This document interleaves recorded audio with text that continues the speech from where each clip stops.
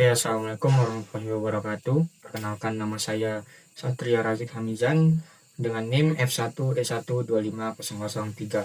Saya berasal dari kelas R003 angkatan 2025 dengan prodi Sistem Informasi. Baiklah, pada kesempatan kali ini saya ingin membuat video remedial, yaitu dua praktikum. Pertama data collector dan kedua yaitu print continuous. Baiklah, langsung saja saya mulai. Saya akan mendemonstrasikan pembuatan dan penggunaan data collector set untuk memonitor penggunaan memori atau RAM pada sistem operasi Windows. Dan pada langkah pertama yang akan saya lakukan membuka performance laptop dengan Windows R. Ini performance. Baiklah, ini untuk tampilannya. Oke. Pertama saya sudah membuka performance monitor, yaitu performance monitor ini merupakan tool bawaan Windows yang digunakan untuk memantau kinerja sistem termasuk CPU, memori, disk, dan jaringan. Oke, baiklah. Pada langkah kedua yaitu saya klik data collector dan user defined untuk menambah satu filenya. Saya mengklik new data collector dan memberi nama data collector saya, yaitu dengan nama RAM 1E1250003. Kemudian saya memilih opsi create manually advance dan klik next. Mengapa dia itu memberikan performance counter dengan mengklik ini, lalu mengklik next. Kemudian saya akan mengklik tombol add untuk menambahkan counter yang akan dimonitor. Ditunggu. Yaitu langkah berikutnya yaitu memilih counter memori. Ini ada memori di sini. Dari daftar counter yang tersedia, saya memilih available KB test, kemudian klik add dan klik OK. Nah, counter ini digunakan untuk memonitor sisa RAM yang tersedia dengan satuan KB test sesuai dengan ketentuan tugas. Karena mengatur sampel interval yaitu menjadi 5. Pada pengatur sampel interval ini, kenapa saya mengatur interval data menjadi 5? Karena interval ini masih termasuk interval yang wajar dan tidak melebihi batas maksimal yang ditentukan, yaitu 5 detik. Kemudian saya klik next dan mengatur lokasi dan format log. Di sini saya akan mengatur dulu muternya di local disk C. Pada mengatur di perfect logs. Di sini sudah oke. Selanjutnya saya klik next dan di langkah ini saya akan menyelesaikan pembuatan data collector setnya. Pada tahap akhir saya memilih opsi save and close, kemudian klik finish.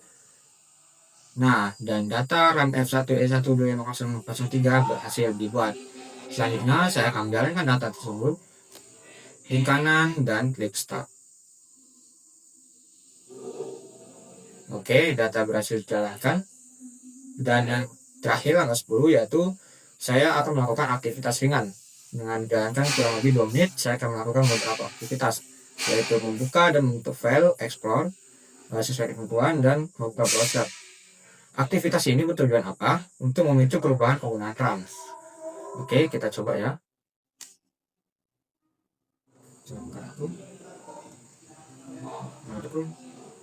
Saya akan membuka Spotify. Coba Facebook.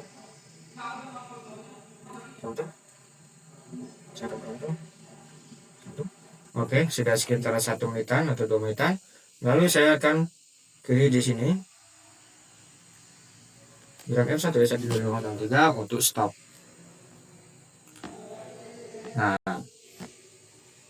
dan data pun di sini telah berhasil dimatikan. Dan saya akan membuka dan memperiksa file CSV-nya selanjutnya dengan nama ini. Tunggu sebentar. Di sini saya akan coba buka. Sini akan pilih continue.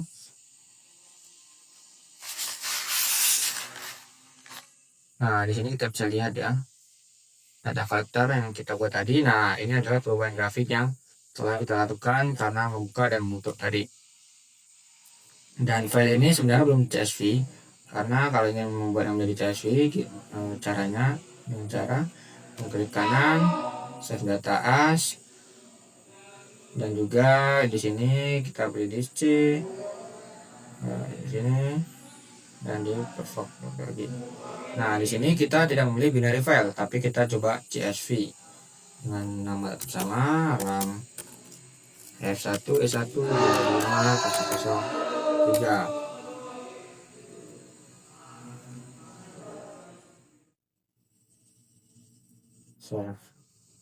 Nah, data sudah terlihat. Oh ya, saya lupa menjelaskan lagi, di dalam file CSV yang ini tadi, performance monitor tadi, itu ada kita terlihat ada waktu pengambilan data. Ini ada waktu pengambilan data sekitar 1 menitan, dan juga nilai available capacitasnya. Di sini, nih ada available capacitasnya. Dan serta beberapa bus data yang memiliki perubahan penggunaan RAM. Di sini ada penggunaan RAM. Hal ini menandakan bahwa proses monitor RAM telah berjalan dengan baik. Dan kita akan coba mengecek file CSV tadi. Nah, di sini kita bisa membukanya di antara dua, yaitu bisa menggunakan Excel. Jika menggunakan Excel akan begini.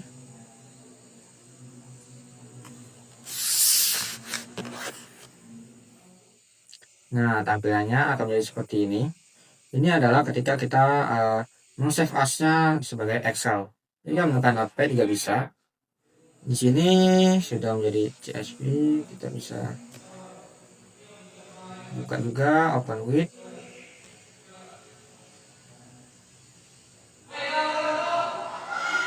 Di Notepad.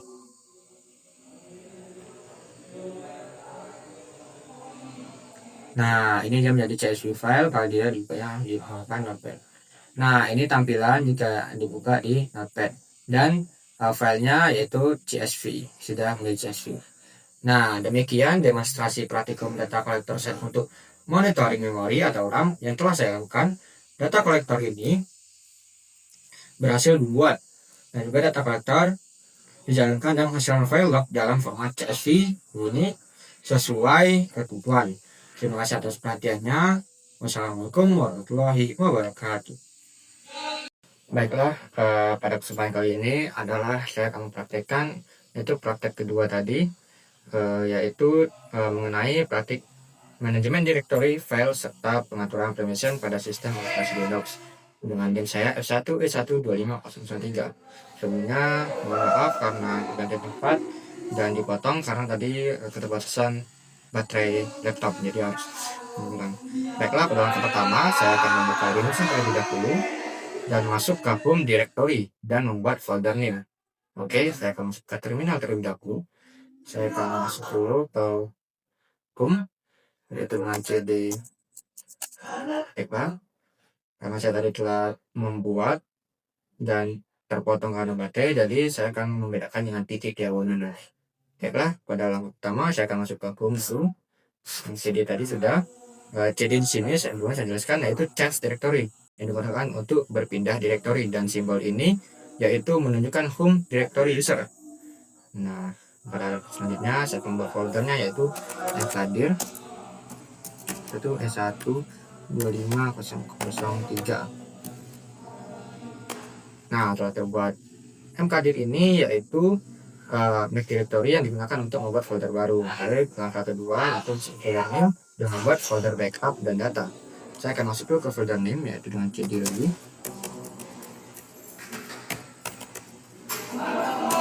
S1 kemudian saya akan membuat folder tadi mkdir.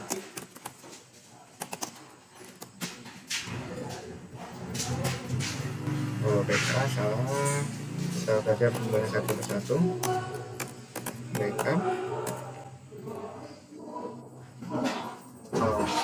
Baiklah, terjadi kesalahan di sini karena saya salah masuk ke directory.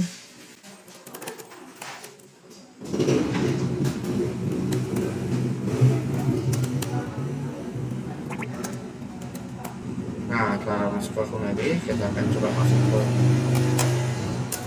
ininya lagi.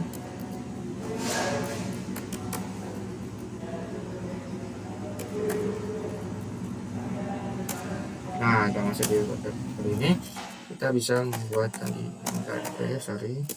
mkdir itu backup data. Nah, telah dibuat. Baiklah, kemudian kan saya membuat MKD tadi. Folder backup ini digunakan untuk menyimpan file cadangan, sedangkan file data ini digunakan untuk menyimpan file utama. Baik, pada langkah selanjutnya akan membuat dan mengisi info txt. Jadi saya akan menggunakan touch di sini. Touch info txt. Nah, sudah berhasil. Perintah touch ini digunakan untuk membuat file kosong. Ya, jadi fungsi touch ini membuat file kosong. Kemudian saya mengisi file tersebut dengan satu baris dengan menggunakan echo. Echo nama saya. Bisa. Nah, menuju info.txt. Nah, ini info.txt. Sorry, name-nya lupa. Sini saya akan memasukkan name juga. 1125 Nah, sudah masuk nih tulisannya. Jadi perintah echo ini digunakan untuk menampilkan teks ini dan mengalihkan outputnya ke dalam file ini. Baik, pada langkah selanjutnya akan menyalin file ke folder backup. Jadi setelah membuat echo tadi, yaitu membuat teks ini tadi, kita akan menyalin folder backup dengan nama baru, yaitu info backup txt dengan cp. Cp ini adalah copy. Jadi info txt backup info underscore backup txt. Nah, ini coba. Nah, setelah berhasil di copy, nah sekian saya jelaskan. cp ini copy digunakan untuk menyalin file sebagai cadangan. Baik, pada langkah berikutnya ada memindahkan file asli ke folder data dengan info txt juga. Yang asli akan saya pindahkan ke folder data tadi. Baik, menggunakan mv info txt data. Nah, lanjut. Oke. Perintah mv di sini adalah move, digunakan untuk memindahkan atau mengganti nama file. Jadi info txt tadi dipindahkan, dimovekan dan diganti nama filenya. Nah, yang selanjutnya yaitu mengatur permission folder backup menjadi kalau salah read and x ya. Baik, kita akan menggunakan chmod user menjadi rx read and x dan go menjadi kosong dan dimasukkan ke folder backup. Nah, jadi chmod ini digunakan untuk mengubah permission user dapat membaca dan mengakses folder, dan go ini adalah group and others yang tidak memiliki izin dikosongkan. Selanjutnya juga kita akan menggunakan ini, tapi kita di filenya data. Dari backup kita di data dan di info.txt.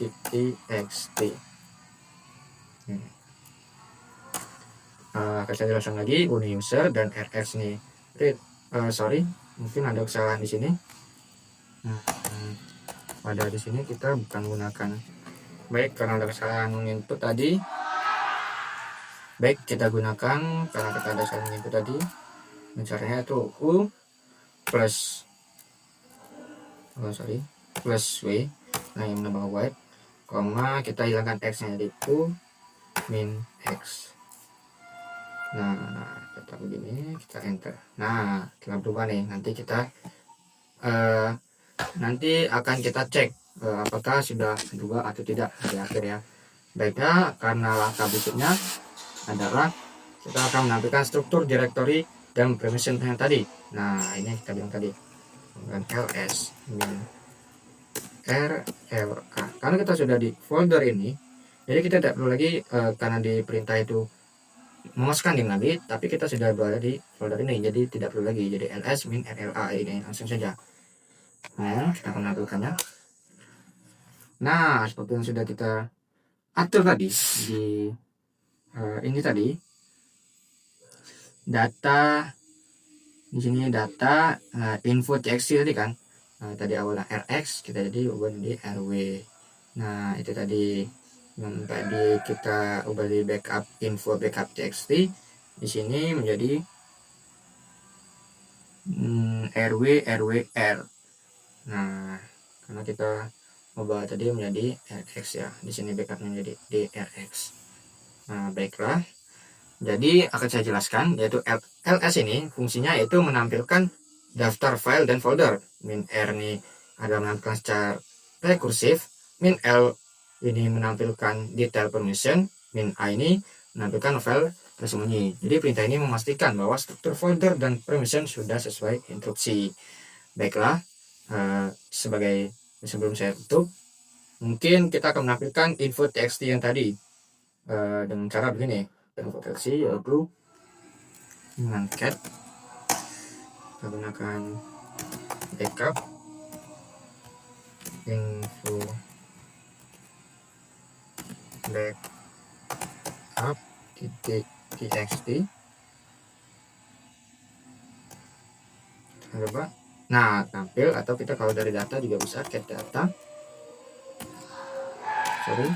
Info txt. Nah, juga tampil. Jadi ini file berhasil disalin, file berhasil dipindahkan, dan juga isi file tetap sama yang dengan yang kita buat di awal tadi yang ini. Baiklah, sebagai penutup, demikian demonstrasi praktik manajemen direktori file dan permission Linux saya yang telah saya kerjakan. Terima kasih atas perhatiannya. Wabillahi taufiq wal hidayah. Jika saya salah mohon dimaafkan. Wassalamualaikum warahmatullahi wabarakatuh.